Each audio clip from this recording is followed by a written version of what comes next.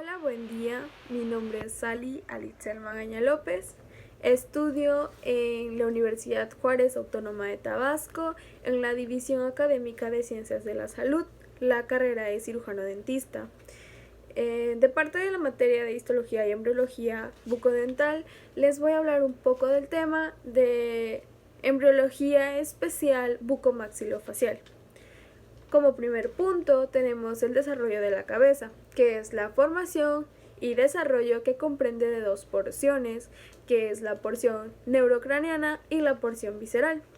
De la porción neurocraniana se derivan cambios morfológicos visibles en el embrión y es a partir de estos cambios se forman la estructura ósea, el sistema nervioso cefálico, los ojos, los oídos y la porción nerviosa de los órganos olfatorios. La porción visceral es visible en la etapa natal y la postnatal y da origen a los aparatos digestivos y respiratorios, pero en solo una parte, que es la parte de la boca o la cavidad bucal y todos sus anexos, y en el sistema respiratorio da origen a la nariz y a las fosas nasales. Como profundizando más en la porción neurocraniana, tenemos la formación del tubo neural medular y el encéfalico. El extremo cefálico o tubo neural, que será en un futuro el encéfalo, presenta al progresar el desarrollo 3 vesículas y 2 curvaturas.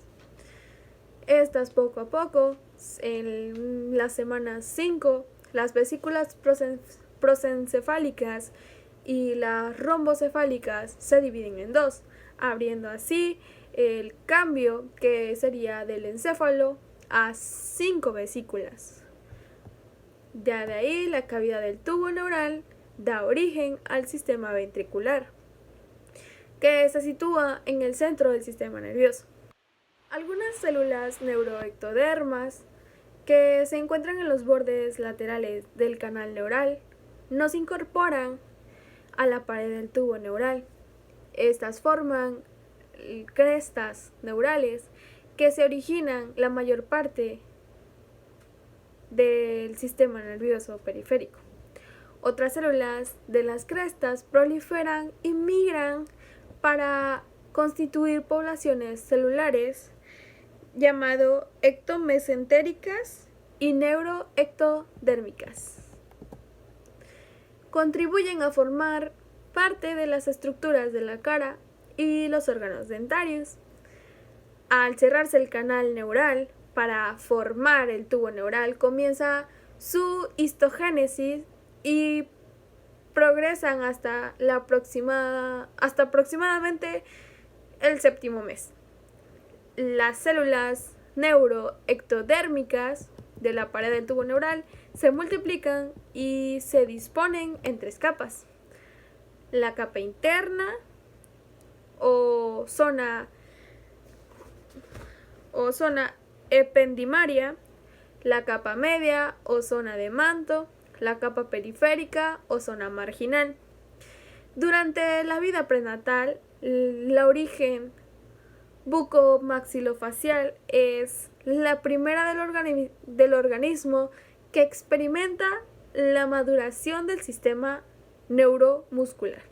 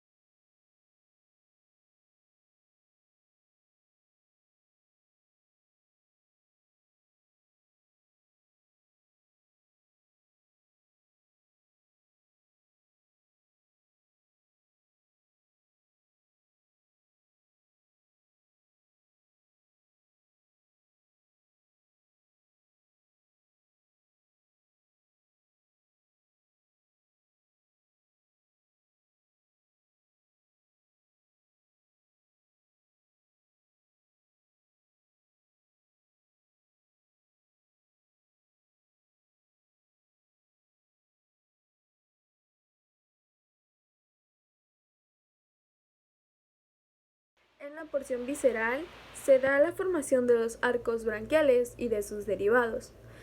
Arcos son 5 y están constituidos por un núcleo mesenquimatoso que contiene una barra cartilaginosa, un elemento muscular y una arteria con un nervio craneal específico. Además, forma parte de él una masa de células ectoquimáticas que provienen de la cresta neural. Estas están revestidas por fuera por ectodermo y por dentro por endodermo.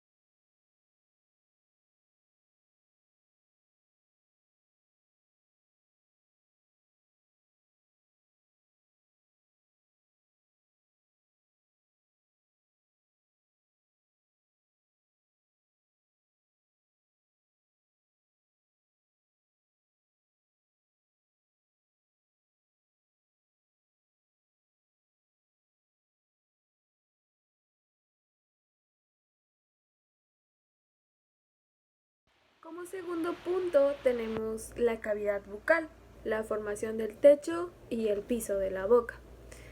Al finalizar la tercera semana, el embrión trilaminar se pliega. Como consecuencia de ese plegamiento, el embrión se forma con una depresión llamada estomoideo o la cavidad bucal primitiva. El revestimiento del estomoideo es de naturaleza ectodérmica. A nivel de techo se origina la invaginación y es una bolsa adicional que se deriva del estimoideo llamada bolsa de Redke. En la formación del paladar tenemos el paladar primario. Este se desarrolla entre la quinta y la sexta semana, mientras el secundario se forma en la séptima y en la octava semana. En relación con la formación del paladar primario, los procesos nasales medios se unen y no solo en superficie, sino también en profundidad. Así surge una estructura especial llamada el segmento intermaxilar o premaxilar. Dicho segmento está constituido por 3 estructuras: el componente labial, que forma la parte media o el fieltrum del labio superior; el componente maxilar, que comprende la zona anterior del maxilar; y el componente palatino, que esta forma una figura triangular con el vértice dirigido hacia arriba y da origen al paladar primario. El segmento intermaxilar se continúa en dirección craneal para unirse con el tabique, que proviene de las eminencias frontales. el desarrollo del paladar secundario, se origina dos prolongaciones a manera de estantes que se denominan procesos palatinos laterales o crestas. Estos crecen hacia la línea media para unirse más adelante entre sí y formar el paladar secundario. En los fetos de 12 semanas, las crestas ya están fusionadas y pues ya se unieron al tabique. Y dentro del tejido conectivo, en diferenciación, se evidencian las trabéculas óseas y la presencia de los esbozos glandulares. En la formación de la lengua se desarrolla del primero, segundo, tercero y cuarto arco branquial. A la quinta semana se observa dos engrosamientos laterales llamadas protuberancias linguales, laterales entre ellas un pequeño tubérculo impar y medio. Anatómicamente, el cuerpo de la lengua se forma a partir de protuberancias linguales, laterales y del tubérculo impar, y están separadas por la raíz por un surco en forma de V llamada un surco terminal. El punto de la invaginación queda como una fosita permanente llamada foramen caecum o el agujero ciego, localizado en el vértice de la V lingual.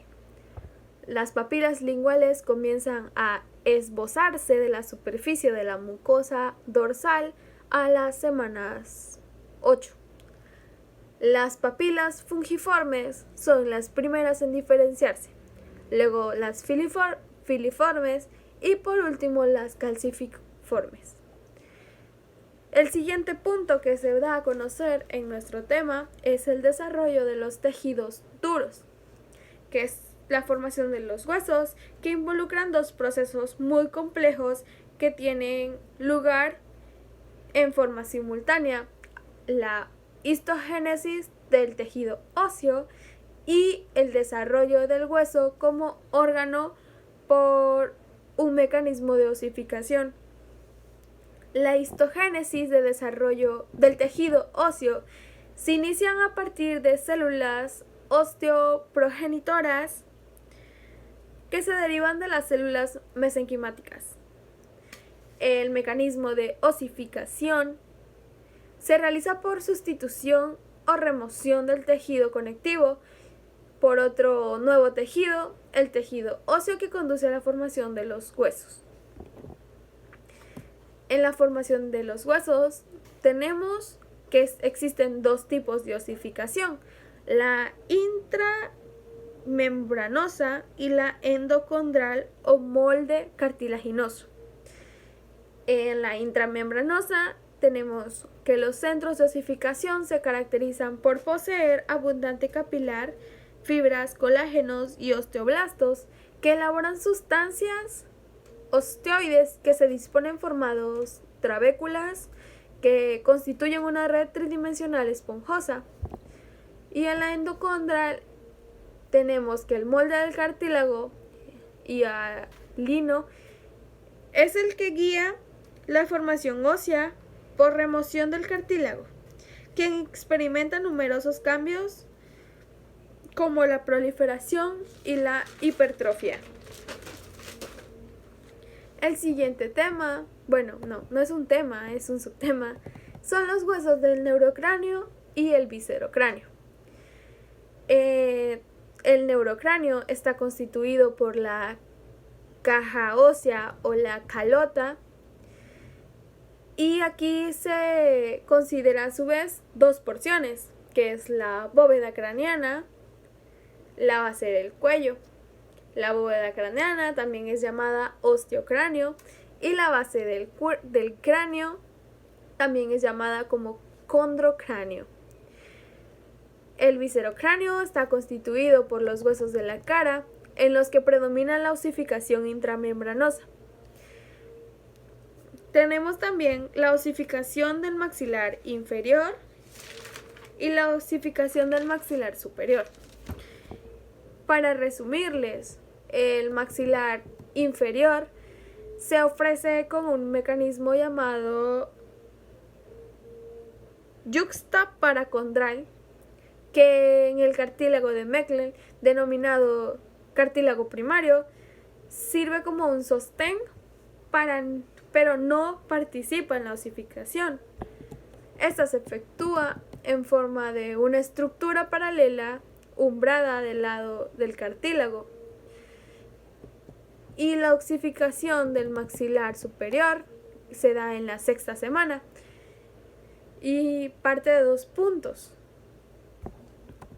A partir de la osificación maxilar se deriva en 3 direcciones, que son hacia arriba para formar la parte anterior de la apófisis trascendente, hacia adelante en dirección hacia la espina nasal anterior y en dirección a la zona de la apófisis alveolar incisiva.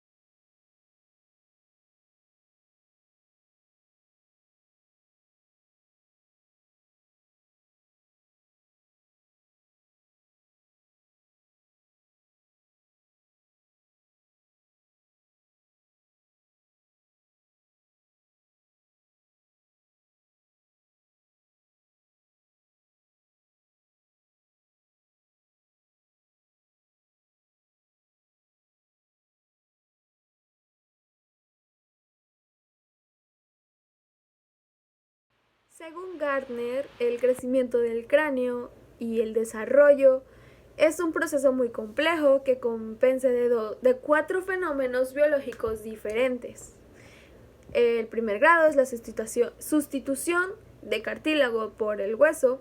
Esto ocurre en el periodo fetal y continúa en la vida postnatal a nivel de la unión del esfeno occipital y el preesfenoidal. El segundo grado es el crecimiento a nivel de las suturas. Dicho crecimiento se produce en los huesos de la bóveda craneal y a la parte superior de la cara. Este va desde la vida fetal hasta los 7 años aproximadamente. El tercer grado es la aposición ósea periférica asociada a la resorción interna. Esta ocurre en la cara durante la segunda infancia a la adolescencia. Y el cuarto grado sería la erupción dentaria. Es el aumento progresivo de diámetro sagital y vertical y disminuye el ángulo de la mandíbula y la oblicuidad de las apófisis pterigoidales del maxilar superior. Como último tema tenemos las biopatologías de la formación de la cara y la cavidad bucal. Aquí veremos las alteraciones de los mecanismos de la fusión de los labios y la cavidad bucal. Como las anomalías más comunes son el labio hendido y el paladar hendido.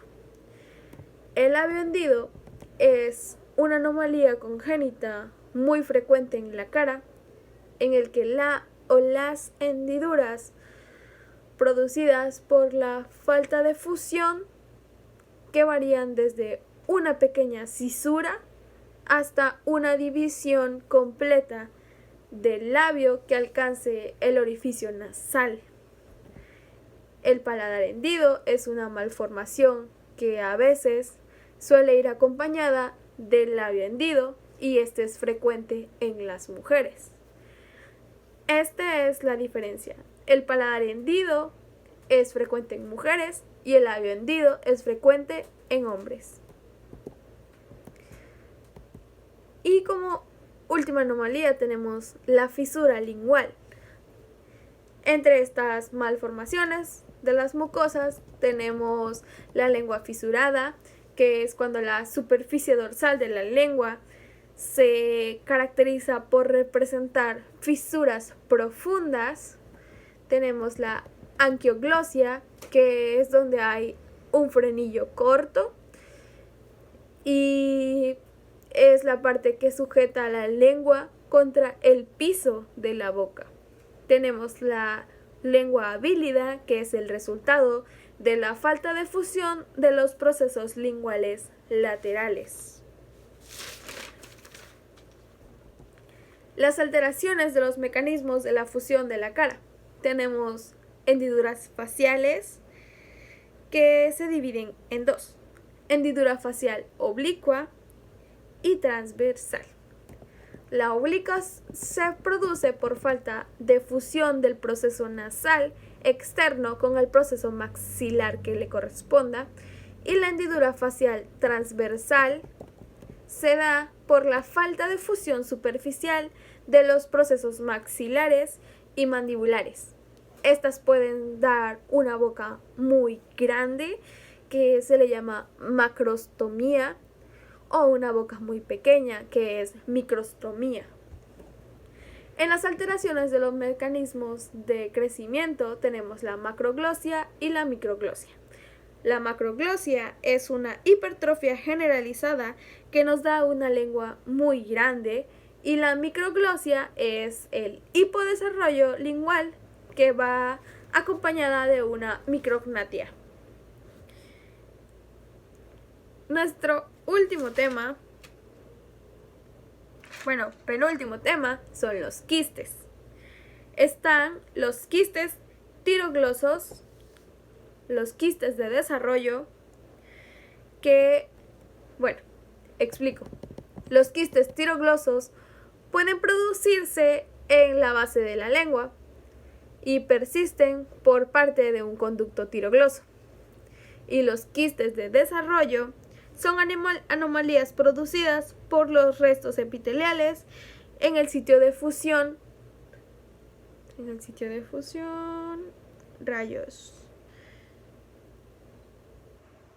de los procesos faciales u bucales que en un momento dado forman quistes revestidos por epitelios. Las últimas anomalías que veremos son los síndromes del primer arco branquial. Tenemos el síndrome de Pierre-Robin. Este se caracteriza por micrognatia, fisura palatina y por retracción de la lengua. La mandíbula es más pequeña y esta ocasiona desplazamiento de la lengua hacia abajo y da dificultad para respirar. Suele ir acompañada de defecto de ojos y de orejas, con una hendidura palatina. La hendidura es bilateral y tiene forma de una U. El síndrome de Treacher-Collins o disóstosis mandíbulo-facial es el niño malformado que presenta micrognatia, pero va acompañado de hipoglasia de los huesos malares y por defecto en los párpados inferiores y en los oídos externos. Esto se transmite por un gen autosómico que es el dominante. En los agentes teraptógenos es cuando son los medicamentos que nos llegan a dar una consecuencia. Tenemos los antiepilépticos, los tetraciclinas, indatoínas, benzodiazepinas. Bueno, ¿qué ocasionan cada uno de ellos? Los antiepilépticos producen paladar hendido. La tetraciclina produce defecto en los tejidos dentarios en su desarrollo o retardan el crecimiento. La indatoína produce paladar fisurado. Los corticoides y antidiabéticos orales pueden producir paladar secundario fisurado. Y pues los virus u otros organismos también pueden considerarse como agentes etiológicos de las malformaciones. Eso ha sido todo lo que les pude resumir sobre el tema de embriología especial, bucomaxilofacial. Que tengan buena tarde. Es todo. Gracias.